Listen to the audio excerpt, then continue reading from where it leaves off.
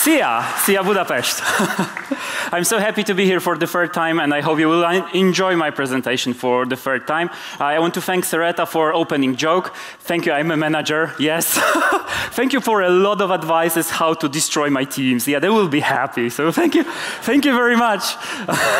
Okay, today my presentation, 7 deadlier sins of quality. And guys, I don't want this to be an ordinary, regular, boring presentation, right? I want to play a game. And those of you who were here last year will like, what? Again? How many of you have been here last year? Raise your hand. Yeah, so you know that my presentation last year started exactly the same, right? So yes, we are going to play a game again, but no, it's not the same game. Still, it will be pleasant, but today we go retro. We go back to the 80s, we'll have adventure game full of pixel arts. And you know I get inspired a lot by different cartoons, TV shows, movies, and so on. So why deadlier sins, not deadly sins? Any idea? Guess what I've been watching for the last year? I need to see it from here because I worked on this hard. Who hasn't seen Stranger Things? So Stranger Things, amazing TV show. So today, deadlier sins, 7 deadlier sins of quality. And Stranger Things will be our main theme for our presentations. And just like in the Stranger Things, if you've seen the TV show, you know there was a crew and they were traveling, having an adventure, something like this. So we will have a team as well, just like in Stranger Things. So let's meet our team.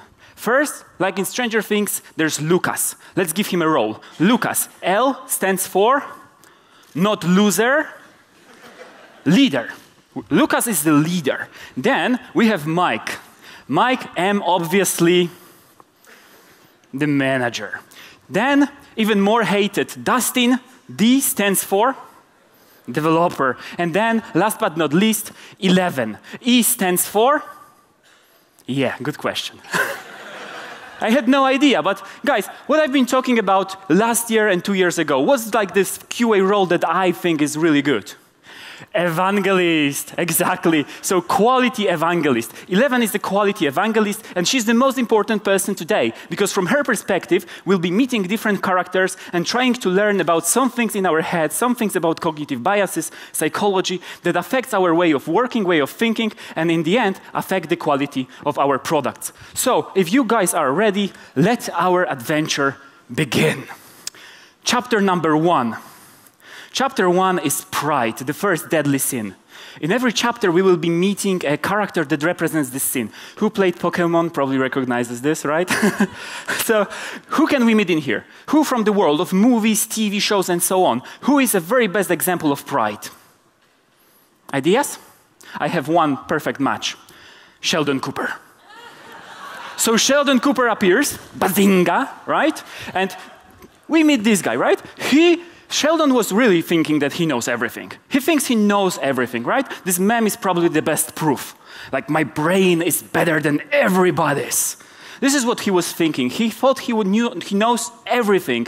But the truth is that, unfortunately, that wasn't always true, right? Sometimes he was wrong, and there were these, like, say what moments? Like, I'm wrong? Not possible. I know everything. And I wanted to share a quote with you in here. And this quote is, the greatest enemy of knowledge is not ignorance, it's the illusion of knowledge. This was said by Stephen Hawking, who unfortunately passed away this year. But look how smart this quote is. If you're an ignorant, if you don't know stuff and you don't care, that's okay, because you won't make stupid, harmful decisions. But if you think you have knowledge, if you think you have experience, and you try to base your decisions on this, you treat this as a fact, and they are not. Those are your assumptions, your opinions, and so on. So the illusion of knowledge is one of psychological effects psychological biases that affect us every day. So the learning from this is that your ideas may be based on your opinions, because you treat your experience, your knowledge as a sure thing, as a fact, but unfortunately, it's not. So chapter number 1 is done. Let's go to chapter number 2. Chapter number 2, greed. Who can we meet in here? A stereotype manager. We meet Mr. Burns. Mr. Burns, excellent, right? This is a stereotype manager. He wants to take all your money and drain your blood, right? So money, this is what he wanted, right? It's all mine. But I don't want to talk about money in here, because this is like a completely different subject. I want to talk about our treasures. Our little treasures in our IT world, right? Because there are these things that are so cool, we want them for ourselves. We are greedy, right? This can be some greenfield project, or testing a new tool or something like this, something new, implementing something on our own, or maybe, you know, a demo for a customer to increase our visibility. And when we have these tasks, you know, we feel like a kid in the candy store. We are super happy and we want all this for ourselves. But there's another cognitive bias that comes into play here, and I hope this image can help you a little bit, because this is called the cheerleader effect. The cheerleader effect that in general says that in a group, we seem more attractive than on our own. But I don't want to talk in here about attractiveness, right? I don't want to talk in here who's pretty, who's not. I want to focus on something different. I want to change this cheerleader effect to my cheerleader effect. And it's cheerleader effect by Tomasz Dubikowski, not backed up by any research, to be straight. Okay, so I want to say that you are not only more attractive in a group, but simply more awesome. Because, guys, we are not working on a Wild West anymore. You don't do your job on your own. We work in the teams. And if you want to do things alone, it will never work. But if you can build a team, if you can group people, create the buy-in for your idea, for your solution, then you can achieve the real success. Because all together you can do it. So the learning from this chapter is that on your own, you may not achieve all you want. Plus, if you're taking all the cool stuff for yourself, no one will like you and you will end up forever alone. Sorry. Chapter number 2 is done. Let's go to chapter number 3, lust. Here we meet a very, very, very lustful guy. Who can it be? Any ideas? I think I've heard it. Barney Stinson. Barney Stinson, this was a lustful guy. He thought he was awesome, and he actually wanted everything, right? He was picking up all the ladies he met. He wanted all the best suits. He wanted money. He wanted fame. He wanted everything. But when you look at this, if you watched How I Met Your Mother TV show, you know that, well, why actually did he want all this? Because what he was looking for was true love. This was what should give him happiness. But he was trying these all other things, just wasting time. So why he was doing it? Because he's seen other people picking up girls, being happy, having best suits, being happy. He started to mimic the things he saw, hoping to achieve the same result. And this, in psychology, is called the cargo cult. Another psychological phenomena. And you can laugh. You probably heard this story about this wild people living on Pacific Islands where Americans were building bases. And then when they left, they started to mimic what Americans were doing, hoping to get them back. So they started to build planes from sticks. Right? And when you look at this, you say, you're so silly, sweet little silly people, never seen civilization before. Planes doesn't work like this. But look, we're doing exactly the same in the IT world, right? Why? Because we are looking at big players. And I'm not telling this is bad, but they do things for a reason, right? Spotify has guilds, tribe, chapters, and so on for a reason. If you try to mimic this and you hope to end up with a shiny jet, you can end up with a plane from sticks. So the learning from this chapter is that you may introduce new things just because others do. And it was said yesterday that now the trend is automate everything, right? Well, the question is, do we really need it? Will it save us? Will it achieve our goals? Not really. If we don't know why we want to do it, it may not achieve what we are hoping for. Chapter number 3 is done, so let's go to chapter number 4. Chapter number 4, envy. Here we meet a very little and very mean and jealous guy. Who can it be? Eric Cartman. So Eric Cartman appears, screw you guys, right? So this is a really mean guy. So we meet this guy. What can we learn from here? He's so wet, right? So Eric, in general, hates where other people are happier, right? Or better, or actually whatever. He, in general, hates where he's not the best, when he's not on top. And that's the problem. And you know, we should be adults, right? We are professionals, huh? But when the meetings are, we have a meetings and we have to choose a solution, and suddenly some solution is rejected, we can see Eric Cartman at the table, right? You can recognize that someone is going to pop the Eric Cartman, right? Like angry eyebrows, this blinking eyes, clenched lips. You can see that this guy is going to pop. And then, especially when we have this small conflict, then the discussion starts, right? And we start to argue because, come on, we want our ideas to be on top. And there, another cognitive bias we have comes into play, and this is called the confirmation bias. And confirmation bias, in general, in psychology, says that we as human beings, we tend to look for arguments, for people that support our vision, and we give them greater value. To give you an example, if I say, let's go to production without testing, right? And you say, let's do testing. I say, okay, we have a conflict. So we ask for a second opinion. And if I ask someone, do you think testing before production? And you say, yes, I'll say, sorry, you're a junior, right? I'm sorry, it wasn't for you. I just used you. Okay, but if I find someone who will say, nah, let's not do it, he'll be my expert. And this is confirmation bias. So the learning from here is, we are looking for stuff we agree with. So the learning from here is that you may ignore the best idea because it's not yours. Chapter number 4 is done. Let's go to chapter number 5. Chapter number 5, gluttony. Gluttony meaning eating and drinking definitely too much. Who can we meet in this chapter? A really big man. From one of my favorite cartoons from Family Guy, Peter Griffin. So Peter Griffin appears saying, of course, he's not fat, even though it was proven he has his own gravitational field. But let's skip that, okay? So gluttony. Gluttony, eat as much as you can, right? Eat and eat and eat and eat. What we can eat, what we can consume in our work, what we can do in our projects, what we can put more and more.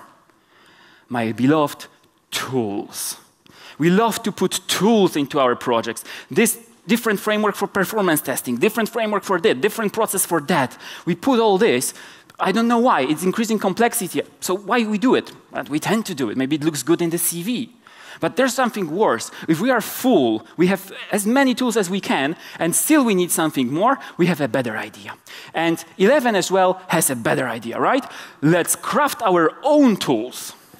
Because we are challenging the problems, we are solving the problems that no one's ever seen in the world, right? And I go to different conferences and I always hear like, don't build your own frameworks. And then you go to organizations and what they do, they build their own frameworks, right?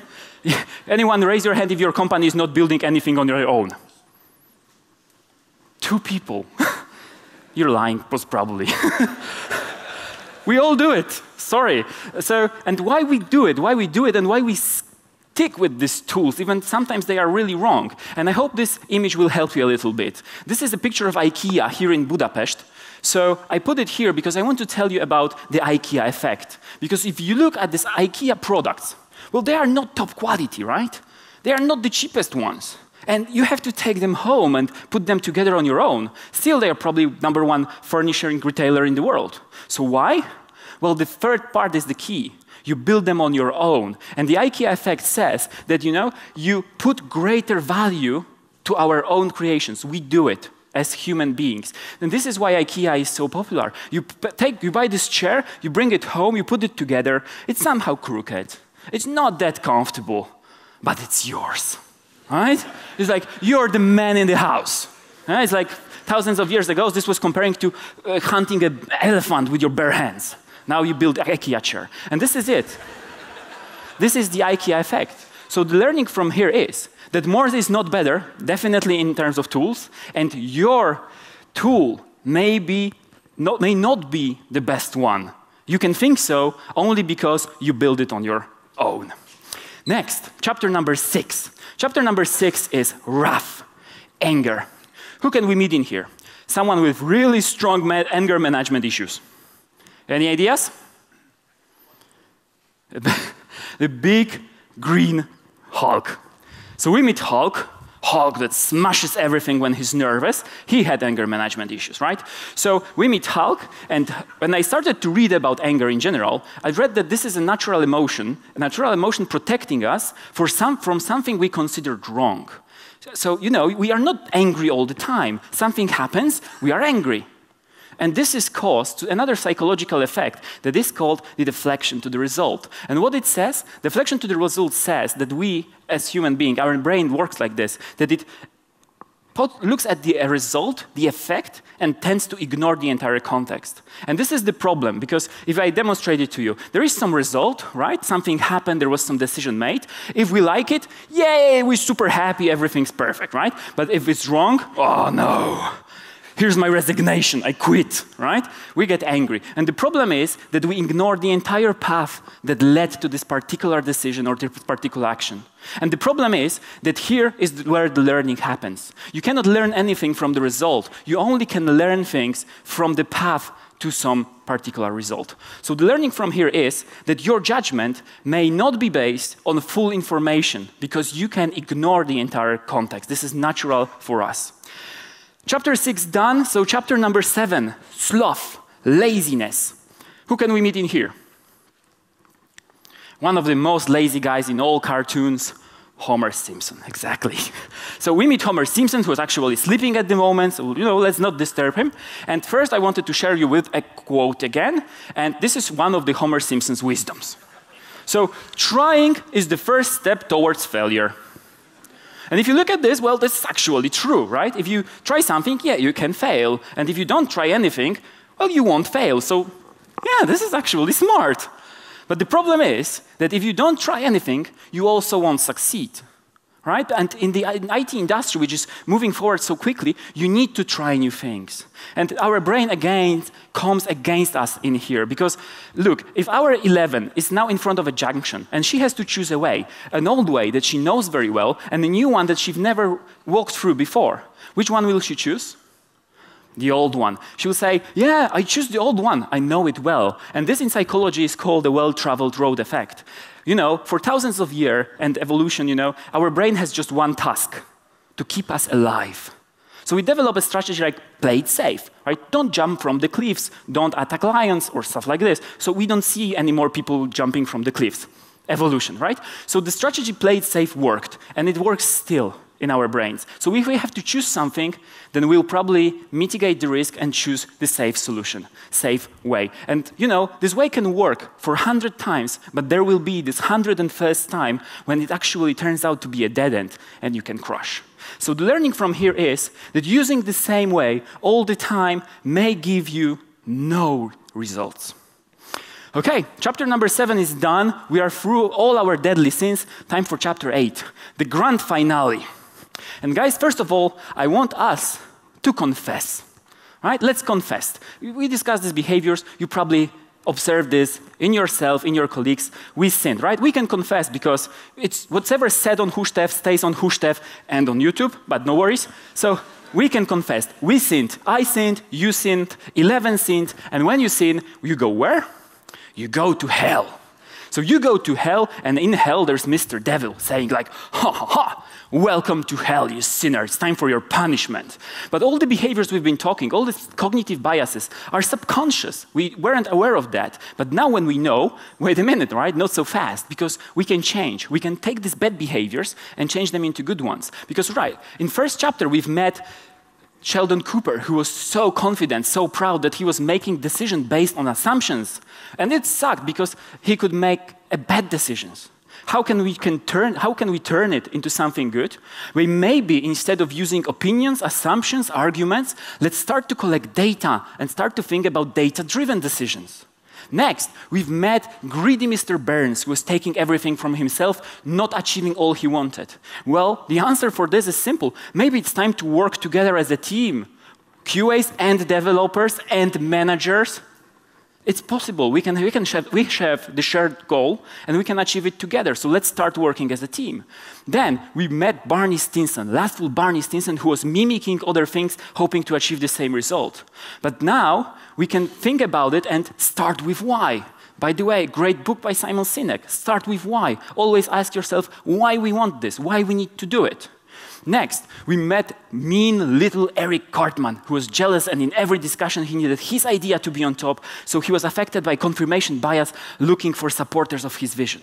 But now if we have data, well, we can start to use metrics. You can start to use metrics and you can start to measure everything. Again, a great book, Next, we've met big boy Peter Griffin, who was putting as many tools as he could and crafting his own and sticking to them due to IKEA effect. So now, if we have data, we have metrics, we can start to evaluate real value of the things we do.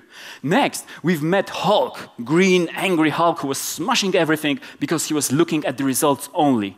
So maybe it's time to stop looking at your only piece of the project and starting to look at the big picture, seeing the wider context. And next, in the end, we've met lazy Homer Simpson, who was sleeping and choosing all the time the same way, not achieving anything new. So what we can do?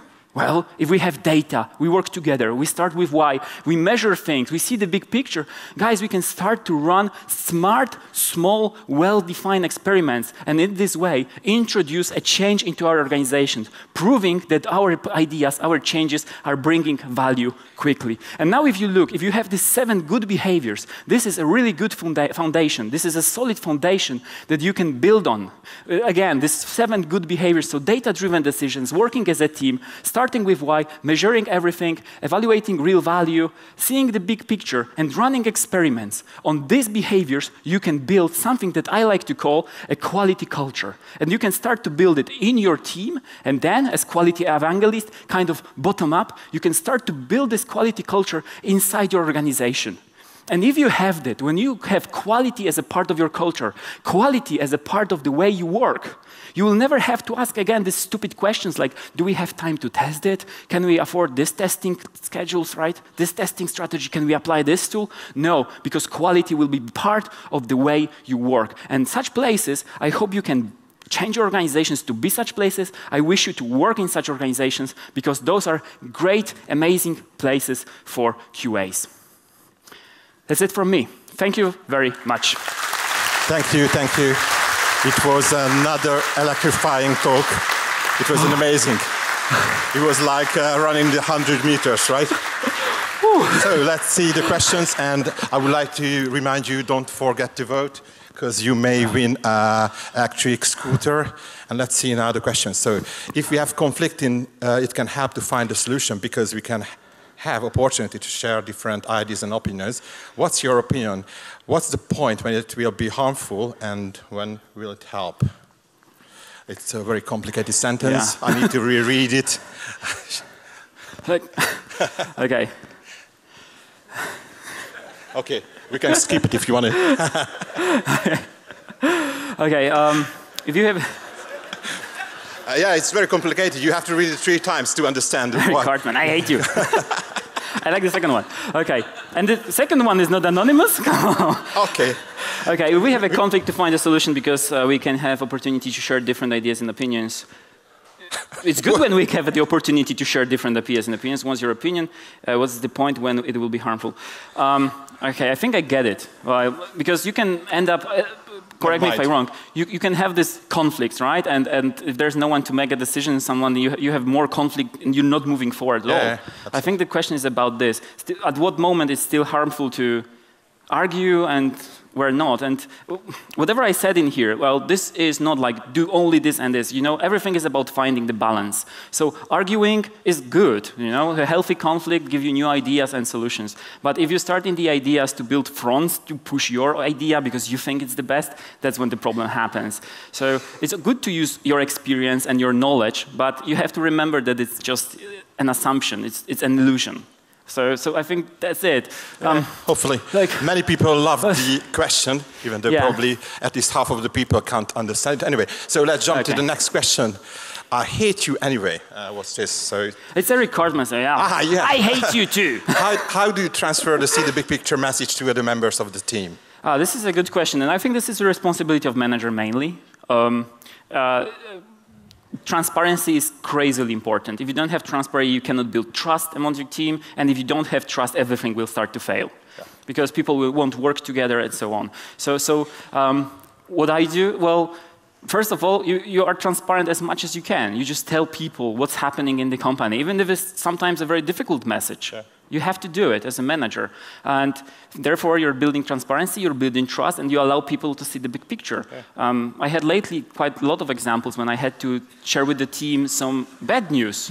And okay, a couple of funny questions showed up. Okay. I was trying to be serious now, yeah?